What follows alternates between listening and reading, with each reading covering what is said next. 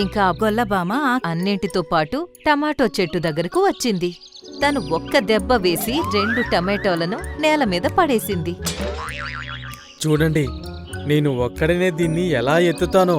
గొల్లబామ ఆ టమాటోని ఎత్తడానికి ప్రయత్నించింది, కాని టమాటో చాలా బరువుగా ఉంది. అయ్యో, ఇది చాలా బరువుగా ఉంది. ఇప్పుడు ఈ రెండింటిని మీ ఇంటికి నేను ఎలా తీసుకురావాలి? ఇది విని చీమలు వాటి నోళ్లను వెళ్లబెట్టాయి. అప్పుడే గొల్లబామకి ఒక ఆలోచనొచ్చింది.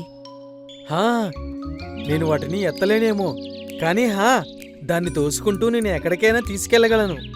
అలా చెప్పి గొల్లబామ గాల్లోకెగిరింది. తను టమాటోని 2 చేతులతో నెట్టడం మొదలుపెట్టింది. ఇంకా టమాటో ముందుకు వెళుతూ ఉంది. అయ్య బాబోయ్ అన్నా, ఇది చాలా మంచి ఆలోచన. ఇంకా గొల్లబామ తన చేతులతో ఆ టమాటోని నెట్టుకుంటూ చీమల పుట్ట దగ్గరకు తీసుకొచ్చింది. రెండోది కూడా తీసుకొస్తాను, మీరిక్కడే ఉండండి. తను మళ్లీ గాల్లోకి ఎగిరింది. ఇంకా 2వ టమాటోను కూడా అదే విధంగా వాటి పుట్ట దగ్గరకు తీసుకొచ్చింది. ధన్యవాదాలు అన్నా. అప్పుడు చీమల రాణి ఇలా అంది. అన్నయ్య, మీకైతే ఈ పని చాలా సులువు. నువ్వు కూడా చలికాలం కోసం ఇప్పటినుంచి ఆహారాన్ని జమ చేసుకోవడం మంచిది. ఈసారి చాలా మంచు కురిసే సూచనలున్నాయి.